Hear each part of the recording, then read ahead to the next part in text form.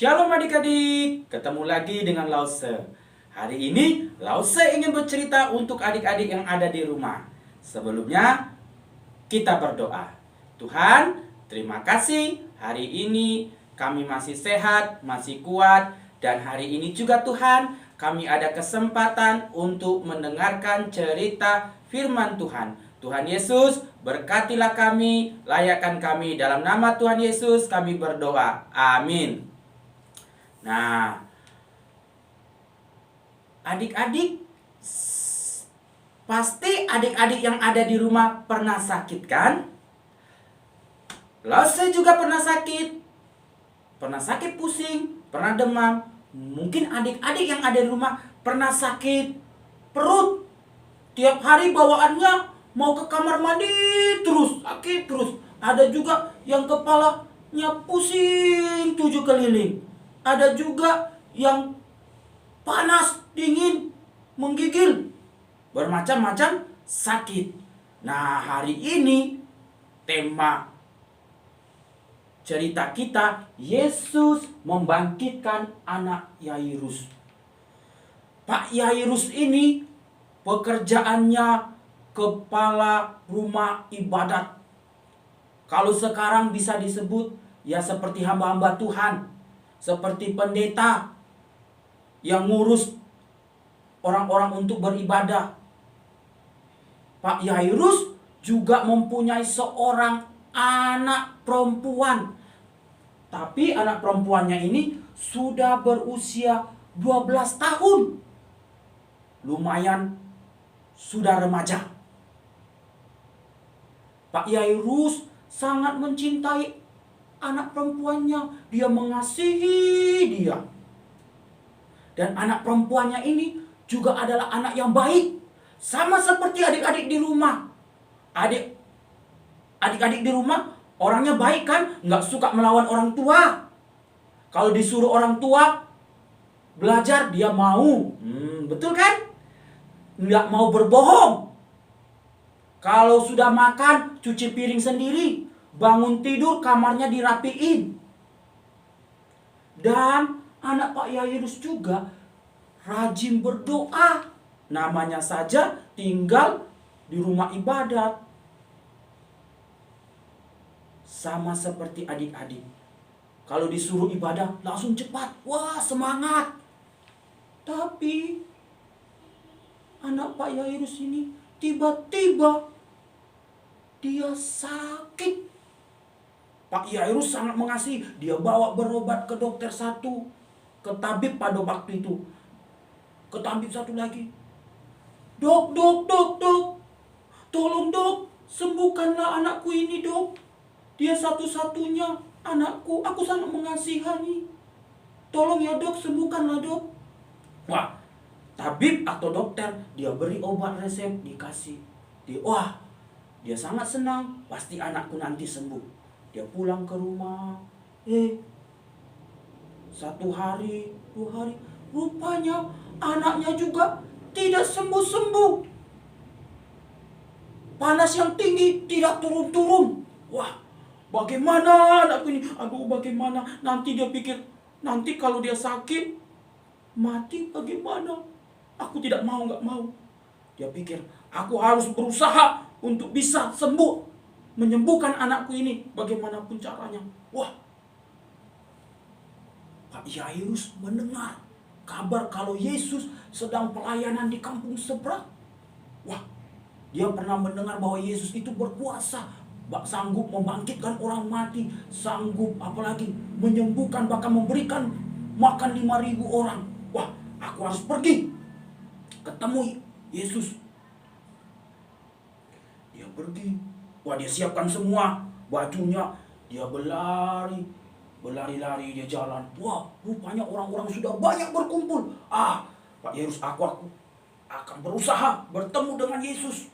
Bagaimana caranya? Dia lari ketemu. Akhirnya dia bertemu.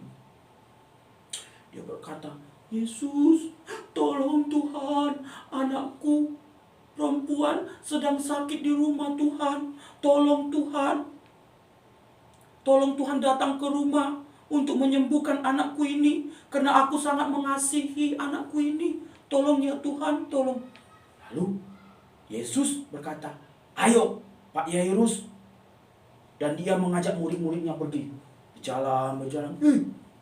Pada waktu di tengah perjalanan, keluarga dari Pak Yairus datang berlari.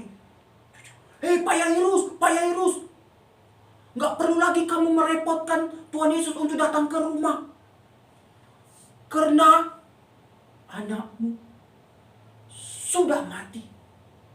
Wah, hati Pak Yairus makin terpukul dan dia makin tertunduk dan sedih sekali dia diam. Tapi Yesus berkata kepada Pak Yairus, Pak Yairus, tenang. Lalu Yesus berkata apa? Ayo kita baca sama-sama. Jangan takut, percaya saja. Wah, lalu Pak Yairus hatinya tenang. Dia percaya kalau Yesus akan menyembuhkan. Dia berjalan. Akhirnya tibalah dekat rumahnya. Hei, orang-orang rupanya sudah menangis semua. Menangisi kematian putri daripada anak Pak Yairus.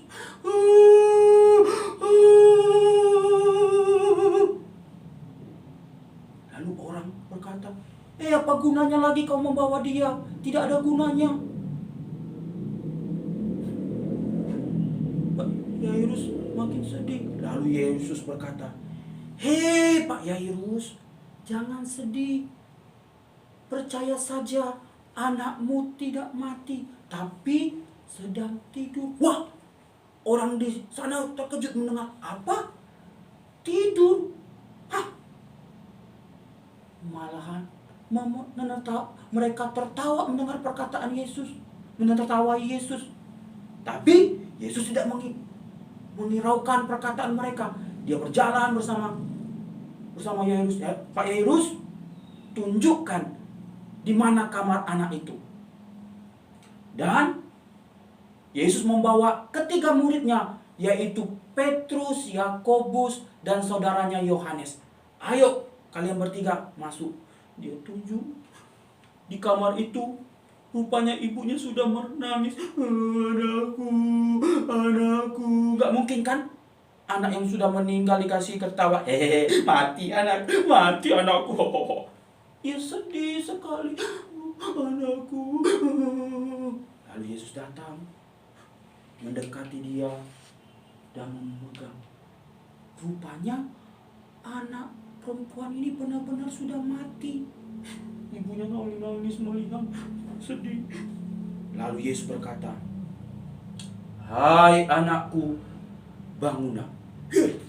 Sekejap itu rupanya anak itu langsung bangun. Wah, orang-orang menjadi heran. Wah, takjub. Lalu Yesus berkata kepada kedua orang tuanya, berilah anak ini makan dan jangan beritahu kepada siapapun kejadian ini. Nah, amin. Dari cerita ini kita belajar bahwa Yesus itu berkuasa atas segala-galanya. Yang tadi anak perempuan Pak Yairus sudah mati, tapi Tuhan bangkitkan. Jadi adik-adik, waktu adik-adik sedang sakit, orang tuanya sakit, kita harus berdoa dulu kepada Tuhan, membawanya di dalam Tuhan. Tuhan, berikan kesembuhan bagi orang tua saya atau saya yang sedang sakit.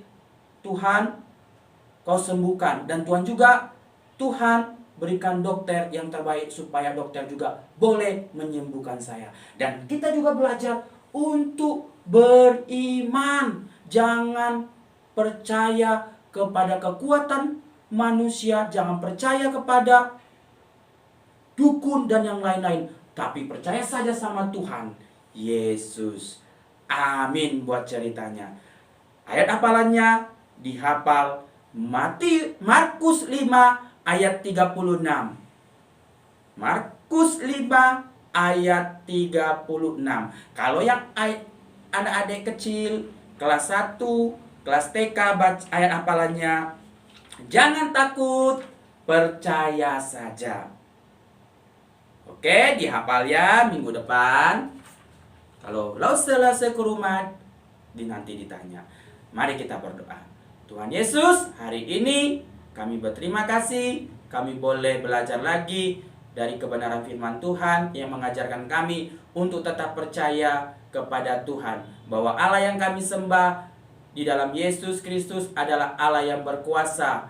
Allah yang sanggup melakukan segala sesuatu di luar pikiran kami. Tuhan, aku berdoa untuk adik-adik yang ada di rumah. Tuhan berkati mereka, Tuhan berikan kesehatan, kekuatan, biar mereka juga menjadi anak yang pintar, anak yang berhikmat, anak yang berdampak bagi kedua orang tuanya, bagi lingkungannya Tuhan. Hamba juga berdoa untuk masa depannya, Tuhan memberkati. Bahkan kedua orang tuanya yang selalu merawat, membimbing, mendidik mereka, Tuhan memberkati di dalam pekerjaannya, usahanya, bahkan kesehatannya. Biar kedua orang tuanya juga boleh tetap menjadi orang yang beriman di dalam Tuhan. Kami juga berdoa Tuhan untuk COVID-19 ini, supaya Tuhan hentikan penyebarannya virus ini Tuhan, sehingga kami nanti boleh lagi beribadah bersama-sama. Di dalam nama Tuhan Yesus Kristus kami berdoa. Amin.